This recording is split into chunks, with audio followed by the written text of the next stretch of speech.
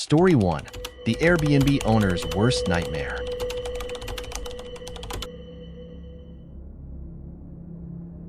Susan and Greg were what most people would call a picture-perfect couple. They lived in a charming 3-bedroom house on the outskirts of a quiet town. Nestled in a leafy neighborhood, their home was bright, cozy, and always immaculately clean. It was the kind of house you'd see on an Airbnb listing and think, "I'd love to stay there." But the truth was, running an Airbnb wasn't as easy as it looked. When Susan and Greg first started renting out their home 3 years ago, it seemed like a dream come true. They were hosting travelers from all over the world, earning extra cash and learning fascinating stories about their guests. The extra income had allowed them to travel more themselves. Weekend getaways, a few tropical vacations, even a ski trip to Colorado. But over time, the excitement faded, replaced by the constant stress of managing bookings, cleaning up after guests, and dealing with the occasional odd or unpleasant visitor. There was the couple who left the stove on and nearly burned the kitchen down. The businessman who decided to throw small get-together that ended with police knocking on their door at 3 a.m. And of course, there were the never-ending stains on sheets, on towels, on furniture. Greg once joked that if Airbnb folded, he could start a side business selling industrial-strength cleaning products. Still, the money was good, and they couldn't complain too much. Until one night in late November, when everything changed. It was a Friday evening, just after Thanksgiving. The neighborhood was unusually quiet, with most families still recovering from the holiday festivities. Susan and Greg were relaxing in their living room, a glass of wine in each of their hands, when a last-minute booking request came through on the app. The message was short and sweet. "Hi there. My boyfriend and I are driving through town tonight and looking for a place to stay. Your home looks lovely. Is it available?" Susan frowned. She wasn't a fan of last-minute bookings, especially from guests without any reviews. The profile picture showed a young couple, smiling warmly, but the account was new, created just a few days earlier. "What do you think?" she asked Greg, passing him her phone. Greg shrugged. "It's just one night. And honestly, we could use the extra money after all the holiday spending." Reluctantly, Susan agreed. She accepted the booking, sent them the check-in details, and reminded herself to be polite but firm in her house rules. The couple, Megan and Jake, arrived just before 8 p.m. Susan watched them pull into the driveway from the front window. Their car was a beat-up blue sedan, covered in dirt and packed with luggage.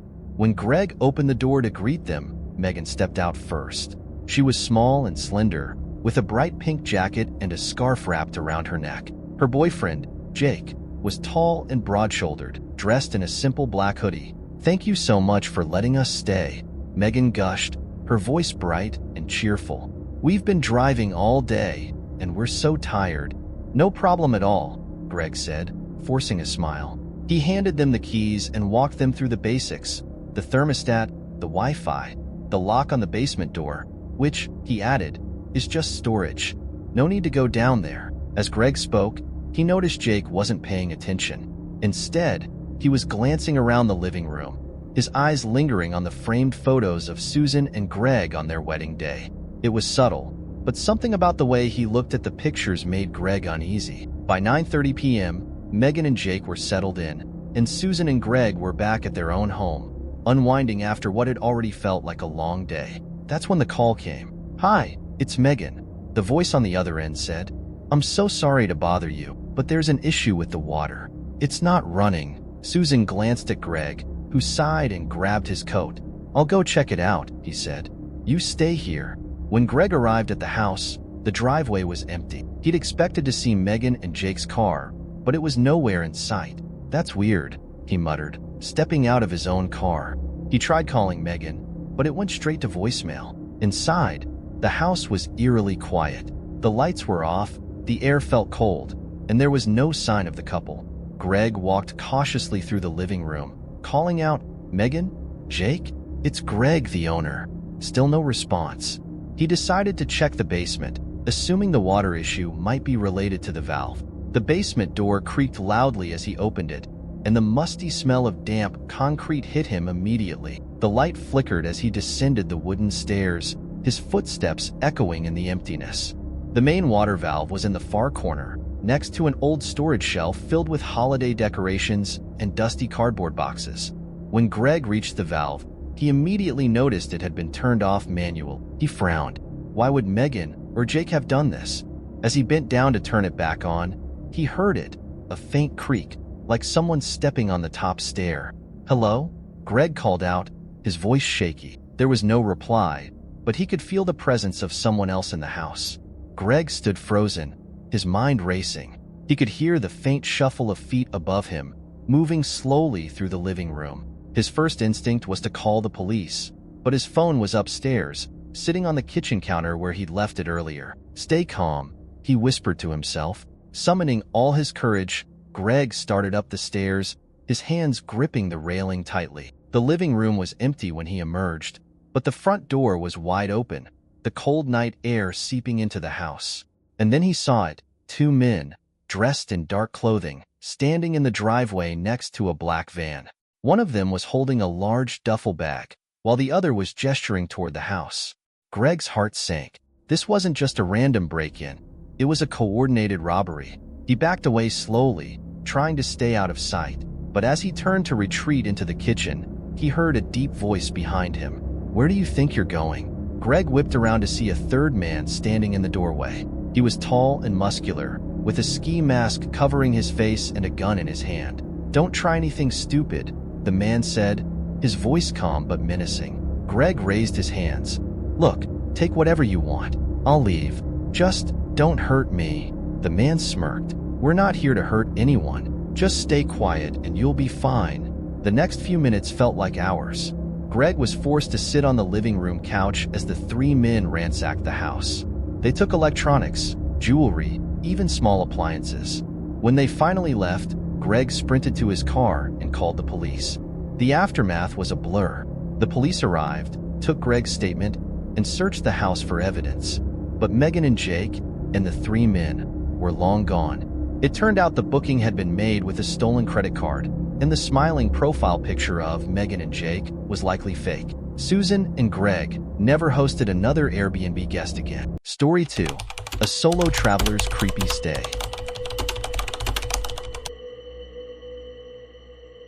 Eric had always enjoyed traveling alone. There was something freeing about having no schedule to follow but his own, no compromises to make about where to eat or what to see. Over the years, he'd stayed in dozens of Airbnbs, everything from high-rise apartments in bustling cities to rustic cabins tucked away in the mountains. So, when Eric decided to visit Salt Lake City for a solo getaway, he didn't think twice about booking an Airbnb. He found a small, cozy home on the outskirts of town, perfect for a few nights. The host, Mark, had glowing reviews, with guests praising his responsiveness and the property's cleanliness. The price was affordable, and the house looked like just the kind of quiet retreat Eric needed. The listing photos showed a charming one-bedroom house with a small porch, a well-equipped kitchen, and a spacious living room. It wasn't fancy, but it was exactly what Eric was looking for. He booked it immediately and received a friendly message from Mark within minutes. "Hi Eric, thanks for booking. Let me know if you need anything during your stay. Hope you enjoy the house." Eric smiled. He always appreciated good communication from a host. It was a sign the stay would be smooth. Arrival. When Eric arrived at the house, everything was exactly as advertised. The neighborhood was quiet and suburban, with neat rows of houses and well-manicured lawns. The Airbnb itself was tucked at the end of a cul-de-sac, surrounded by tall trees that gave it a sense of privacy. Inside, the house was spotless. The kitchen counters gleamed under the soft lighting, and a small welcome basket sat on the dining table, filled with snacks and a handwritten note.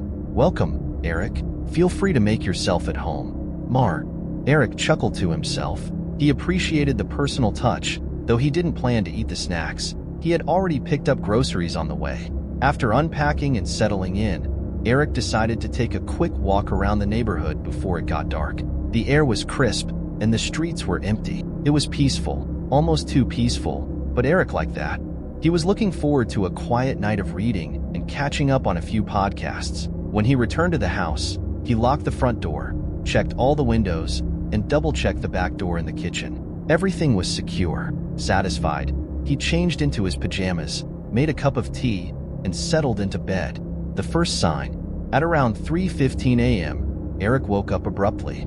At first, he wasn't sure why. The room was silent, the only sound the faint hum of the refrigerator from the kitchen. He glanced at his phone. It wasn't an alarm or a notification that had woken him. Something felt off.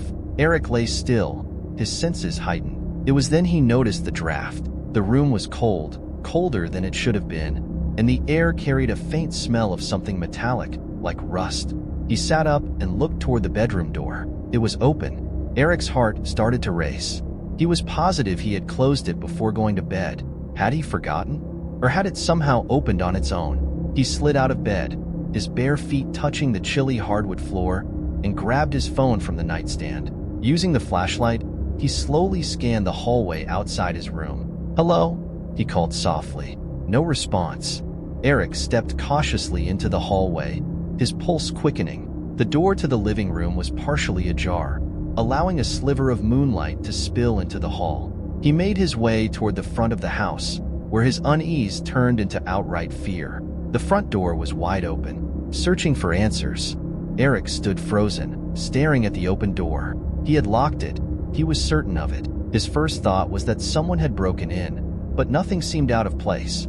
The living room was untouched. The kitchen counters were exactly as he'd left them, and his belongings were still in their bags by the couch. Still, the thought of an intruder sent a chill down his spine. He grabbed a knife from the kitchen and began a thorough search of the house. He checked every room, every closet, even under the bed. Nothing. No signs of forced entry, no evidence that anyone else had been there. After locking the front door again, triple-checking this time, Eric returned to bed, though he didn't sleep for the rest of the night. Every creak of the house, every distant sound outside had him sitting up, clutching the knife. Day 2. The noises begin. The next morning, Eric told himself he had overreacted. Maybe he had forgotten to lock the door. He was tired from traveling, after all, and mistakes happen. Still, he couldn't shake the uneasy feeling. He decided to spend the day exploring Salt Lake City, trying to distract himself. The city was beautiful, and the crisp winter air was refreshing. But even as he admired the sights, his mind kept drifting back to the night before. When he returned to the house that evening, the unease returned almost instantly. He couldn't explain why. It wasn't as if anything had changed, but the house felt different, like it was watching him. That night, Eric locked the doors and windows again, checked them twice, and even placed a chair against the front door as an added precaution. But at 2:30 a.m., he was woken up again. This time, it wasn't the cold or an open door. It was a sound, a faint shuffling noise, coming from outside his bedroom. Eric's eyes snapped open, his heart pounding in his chest. He strained to listen, holding his breath. The sound came again, soft but deliberate, like someone trying to move quietly. He grabbed his knife from the nightstand and stood, his hands trembling. Slowly, he opened the bedroom door, his phone's flashlight cutting through the darkness. The hallway was empty. Eric checked the living room and kitchen. Again, nothing. But as he returned to his room, he noticed something that made his blood run cold. The back door, which he had locked and checked earlier, was unlocked, confronting the host. By morning, Eric had had enough. He called Mark, the host, and explained everything. The open front door, the noises, the unlocked back door. Mark sounded genuinely concerned. "That's really strange," he said. "No one else has access to the house but you and me, and I haven't been there since before your check-in." Mark offered to come by and check the locks himself, but Eric declined. The idea of someone else being in the house, even the host, made him uneasy. Mark apologized profusely and promised to refund Eric for the rest of his stay. But Eric wasn't satisfied. Something wasn't adding up. The final night, Eric decided to stay one more night, partly out of stubbornness, partly because he wanted answers. That evening, he barricaded the back door with a heavy chair and set up a makeshift alarm using a stack of pans by the front door. If anyone tried to get in, he'd know. By midnight, he was too exhausted to stay awake any longer. He fell asleep with the knife under his pillow. At 4 a.m., he woke up to the sound of metal clattering. The pans. Eric bolted upright, adrenaline surging through him. He grabbed his knife and phone and crept toward the living room. His hands were slick with sweat, his breathing shallow. When he reached the front door, the pans were scattered across the floor. but the door itself was still locked. Then he heard it, footsteps, slow, deliberate, coming from the kitchen. Eric's flashlight swept across the room, but no one was there. He backed away, his knife trembling in his hand, and that's when he heard the sound that would haunt him forever. A voice, low, almost a whisper, coming from behind him. "You shouldn't have stayed." The aftermath. Eric spun around, but the room was empty. Terrified, he grabbed his bags, ran to his car, and didn't stop driving until he was miles away. He never figured out what happened in that house. The police found no signs of forced entry, and Mark insisted no one else had access. To this day, Eric avoids solo Airbnb stays, and sometimes, late at night, he can still hear that voice echoing in his mind. "You shouldn't have stayed." Story 3. The rest stop that turned into a nightmare. Rachel loved road trips. For her, they were the ultimate escape from the monotony of her 9-to-5 office job. There was something magical about the freedom of the open road. Her favorite playlist blasting through the car speakers, a bag of snacks within reach, and the thrill of new places waiting to be explored. This trip was supposed to be no different. Rachel had planned everything meticulously. Her route, the sights she wanted to see, and the charming Airbnbs she'd booked along the way. The first few days had gone off without a hitch, and by her third night, she was ahead of schedule, feeling confident and carefree. But as the sun dipped below the horizon on that chilly autumn evening, Rachel found herself feeling unusually tired. She'd driven longer than planned that day, and her next Airbnb stop, a small house in a quiet town just off the highway, felt like a much-needed haven. "I just need a good night's sleep," she muttered to herself, yawning as she pulled off the exit ramp.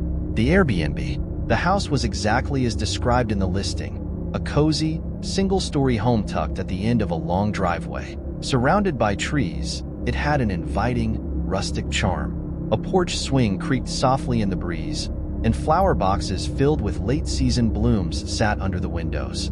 Rachel parked her car and grabbed her overnight bag. The host had left the porch light on and a note taped to the door. "Welcome, Rachel. Make yourself at home. Let me know if you need anything." The lockbox was easy to open, and Rachel stepped inside, greeted by the faint smell of lavender from an air freshener plugged into the wall. The interior was simple but cozy, a living room with a small couch, a kitchenette, and a single bedroom with a queen-sized bed. She locked the door behind her, made a mental note of the Wi-Fi password on the fridge, and sighed with relief. After a long day of driving, it felt good to finally relax. The knock at the door. Around 9:30 p.m., Rachel was curled up on the couch, scrolling through her phone. She planned to turn in early, but her mind was still racing from the drive, so she decided to stay up a little longer. That's when she heard it, a knock at the door. Rachel froze. She wasn't expecting anyone. For a moment, she considered ignoring it, but the knock came again, louder this time. Slowly, she approached the door and peered through the peephole. Two men stood on the porch, their faces partially obscured by the shadows cast by the porch light. One was tall and wiry, wearing a faded baseball cap. The other was shorter but stockier, his hands stuffed into the pockets of a black hoodie. Rachel's stomach tightened. "Who is it?" she called through the door. "Sorry to bother you," the taller man said, his voice casual but slightly impatient. "We booked this place too. There must have been some kind of mix-up." Rachel's mind raced. She was certain she was the only guest. She triple-checked her reservation earlier that day. "There's no mix-up," she replied, keeping her voice firm. "I'm the only one who booked this house." The shorter man stepped forward, his tone more aggressive. "Come on, just let us in. It's late and we're tired." Rachel's heart pounded. She tightened the deadbolt and backed away from the door. "I'm sorry, but you'll need to contact the host. I can't help you." The men exchanged glances, then stepped off the porch. Rachel watched through the peephole as they walked toward the driveway, their voices low and hurried. She couldn't make out what they were saying, but something about their body language made her uneasy. Her unease turned to dread when she noticed them stop next to her car, pointing at it and nodding. The group in the driveway. Rachel's first instinct was to call the host, but as she reached for her phone, something outside caught her eye. A third figure had appeared in the driveway, then a fourth. Both were dressed in dark clothing, and their faces were covered with masks. They joined the two men, forming a small group that stood huddled near her car. Rachel's hands began to shake. She grabbed her phone and dialed the host's number, but it went straight to voicemail. The group in the driveway began to spread out, their movements slow and deliberate. One of them walked toward the side of the house, disappearing from view. Another stayed near her car, circling it like a predator stalking prey. Rachel locked all the doors and windows, double-checking each one. She turned off the lights, hoping to make it seem like no one was home. Her heart sank when she heard the unmistakable sound of footsteps on the gravel path leading to the backyard. Breaking in, the first sound was faint, almost imperceptible, the rustling of leaves near the bedroom window. Then came the tapping, a light, rhythmic knock against the glass. Rachel stood frozen in the kitchen, her phone clutched tightly in her hand. She had already dialed 911 but hadn't pressed call yet, unsure if she was overreacting. The tapping grew louder. She pressed the button. The operator's calm voice on the other end was a lifeline. 911, what's your emergency? There are people outside my Airbnb, Rachel whispered, her voice trembling. I think they're trying to break in. As she spoke, the sound of shattering glass erupted from the bedroom. Rachel stifled a scream. Stay on the line, the operator instructed. Are you in a safe location? Rachel ran to the bathroom and locked herself inside. She could hear the intruders moving through the house now. Heavy footsteps, the creak of floorboards, and the occasional muffled voice. They're inside, she whispered. The bathroom hideout. The bathroom was small, with no windows and nowhere to hide. Rachel pressed her back against the door, holding her breath as the footsteps grew closer. Stay as quiet as you can, the operator said. Officers are on their way. Rachel could hear them ransacking the house, drawers opening and slamming shut, objects being thrown to the floor. One of them laughed, a low, guttural sound that sent chills down her spine. Then, the footsteps stopped. Rachel's breath hitched as she heard the faint sound of a doorknob rattling. Not the bathroom door, yet, but one nearby. They're checking the rooms, she whispered into the phone. Stay calm, the operator replied. Help is almost there. But Rachel wasn't sure she could stay calm. She felt like a mouse trapped in a cage, waiting for the cat to find her. The police arrived. After what felt like an eternity, Rachel heard the distant wail of sirens. The intruders must have heard it too, because the house suddenly went silent. A few moments later, the operator confirmed that police officers were outside. Rachel unlocked the bathroom door cautiously, her legs trembling as she made her way to the front door. The officers entered, their flashlights cutting through the darkness. They're gone, one of them said after a quick search. Looks like they left in a hurry, but the relief Rachel felt was short-lived. The house was a wreck, furniture overturned, cabinets emptied, and her car broken into. The group had stolen her luggage, electronics, and even some of the host's belongings. One officer explained that similar incidents had been reported in the area. Gangs were targeting Airbnbs, knowing they were often rented by solo travelers. You were lucky, he said grimly. They usually don't leave without confronting the person inside. Rachel shivered at the thought. Aftermath. Rachel left the Airbnb that night, opting to stay at a hotel instead. She didn't sleep, her mind replaying the events over and over. The host later apologized profusely and refunded her stay, but the damage was done.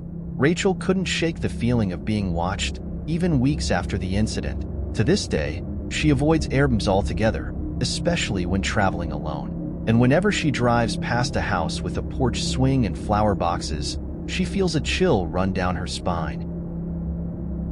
And that's it.